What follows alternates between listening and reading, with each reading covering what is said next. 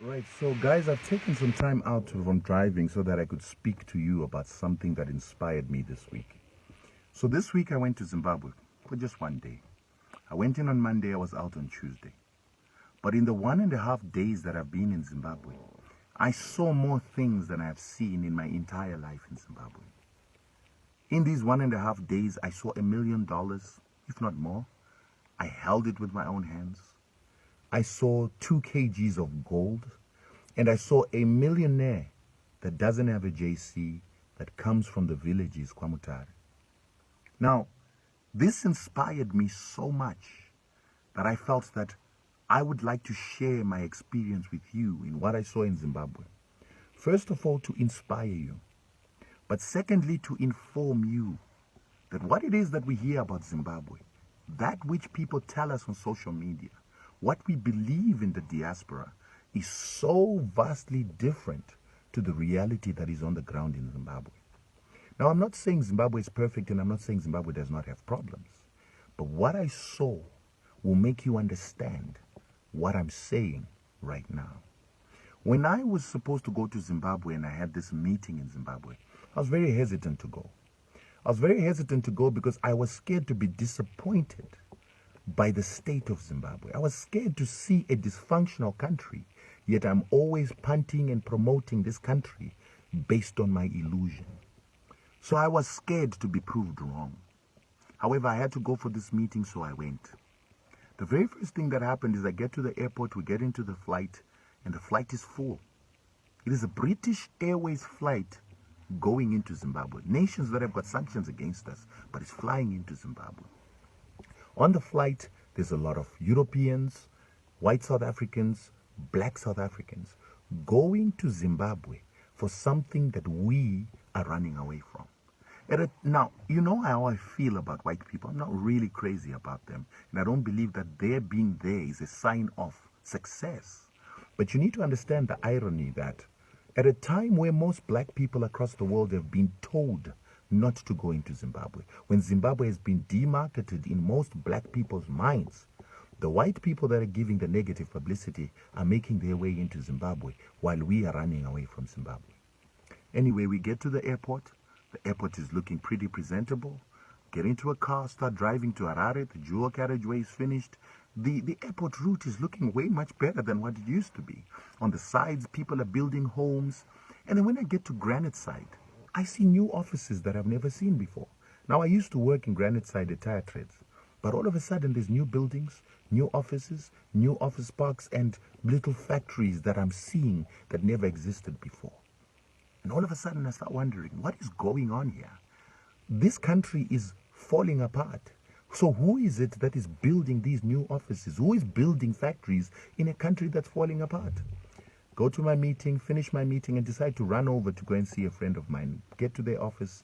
They're not prepared for me. But anyway, they say, no, you know what? I was actually going to go out for lunch. So now that you're here, let me wind up and then we go for lunch. So let me go and get my bag from the office. Walk together to the office, open the door to the office, and just like casually walks in there, and on the ground there's like $1 million point something sitting on the ground in US dollars. Then this person tells me that, you know what, let me put this money into the wardrobe. The safe is already full. Takes the money, puts it into the wardrobe, and that's it, we leave. This person is supplying eggs, chicken, and other agricultural produce to shops in Harare. This person comes from a very poor background.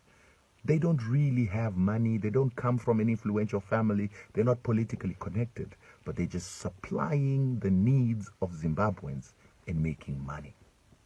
Went for lunch, same levy. Same levy has improved. It's bigger. There's new shops. It was unbelievable. Obviously, somebody is spending money there.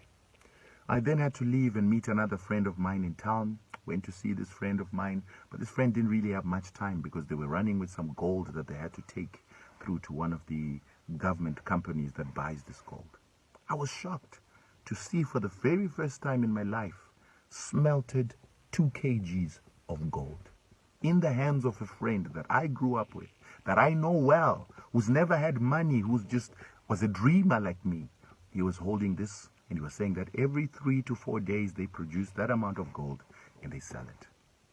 Now, My mind was blown away. Because just here I had met two friends, come from a poor background, left the diaspora to go back home to take advantage of the opportunities that are there, and they've become millionaires. Now, some of you might say that, maybe I don't know these people, they might have political connections, so I can't speak on their behalf. I think I'm qualified to speak for them, but however, I've got another story. A family member who didn't even have JC, a family member that has got no O-levels, who grew up Kutsonzo, Kwamutare, and we always believed that this person would never really turn out to be much. However, this guy came from Tsonzo 10 years ago to look for a job in Harare without qualifications. Started working in a parts shop, and today he's got his own parts shop. He's selling tires that are imported from Europe, and he's become a millionaire in US dollar terms. He's built a huge mansion, 4 bedrooms, in suites, amazing house, and he's now got 4 tow trucks that he complements his business with. He's a young man, did not have the privilege that I say grew up with. He did not go to the schools that I went. He did not have qualifications, no degrees, but the man has become a millionaire in Zimbabwe at a time where everybody else is whining, complaining about that. We made our way to my auntie that lives in Glenora, where they've also extended their house into a beautiful place. And there we saw people planting maize all over Harare. In these townships, wherever there is a space, there is maize that are growing there. And my aunt was saying, we've also got a patch and we grow maize. And every year we don't have to buy mealie meal. We actually just grow maize, and that maize that we grow, we grind it and it gives us the mealie meal we need, and we sell the surplus to the millers or to GMB. I met another gentleman who also owns one of the mills, who's also got his own brand that is actually supplying in Zimbabwe.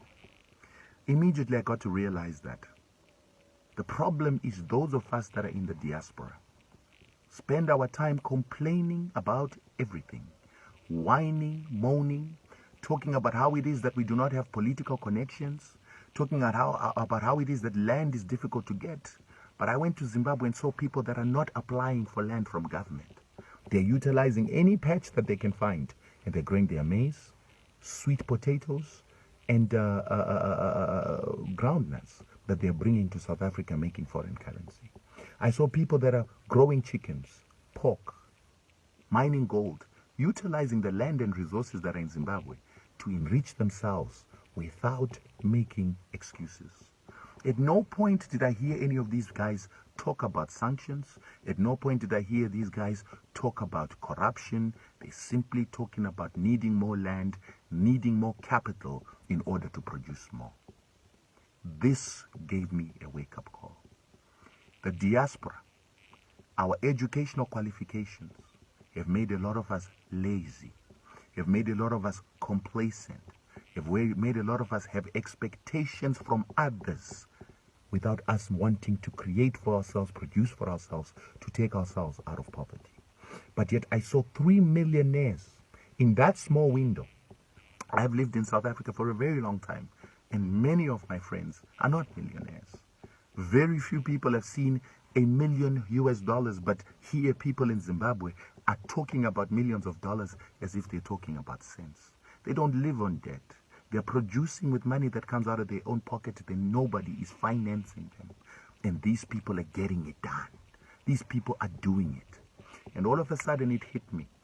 This nation that took its land, this nation that took its resources, was sanctioned for exactly what's happening in Zimbabwe, to try and stop the Zimbabwean from prospering, because if he prospers, he sends a message to the entire black world, including the American Indians in America, that natives can take back their land, be productive, and prosper, because the resources, the land, is where the wealth is. These people that I saw in Zimbabwe are living this on a daily basis. They are not whining. They're not expecting someone to come from Europe to give them a job. They're not waiting for somebody to come and save them. They're saving themselves. And this left me with a question. What are we doing in the diaspora? How many of you in the diaspora have ever seen $1 million? How many of you in the diaspora will ever see $1 million? How many of you executives will see $1 million in your lives? How many of you executives that are driving cars on debt, houses on debt, are ever going to get to a point where you will have $1 million that you've made, that you're putting in your safe because it belongs to you? Money is not everything. But these are markers that you all used to get out of the country, is to say that Zimbabwe is not financially viable, economically viable. Well, the examples are there that it is economically viable. In fact, it is an economic heaven. That is why planes are coming to Zimbabwe full of foreigners coming to get opportunity. And while they're doing that, we're busy whining, moaning on social media. Our media is busy giving a negative publicity instead of marketing Zimbabwe to everybody in Africa for them to come and look for gold, get land, produce, make money. Instead of marketing the opportunity in Zimbabwe to African Americans, instead of Ghana taking all the African Americans and their money, we should be marketing ourselves to the football stars and the rappers and the musicians to bring their millions into a land where they can actually own resources, the real capital makers, which are the gold, the diamonds, the oil, the gas, the land.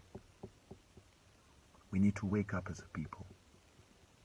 We need to start understanding what we're sitting on. We're sitting on a gold mine, and other people have discovered that we're sitting on a gold mine. They've left the diaspora, they've become millionaires because they know what it is that we have in Zimbabwe. And some of us are still sleeping. And this is why I'm making this video, to say to you, stop sleeping. Stop making excuses. Because my cousin's not making excuses even though he doesn't have a JC. My cousin's not making excuses even though he grew up in Sonzo. He's making it happen. It's time that we all made it happen. Zimbabwe is a miracle.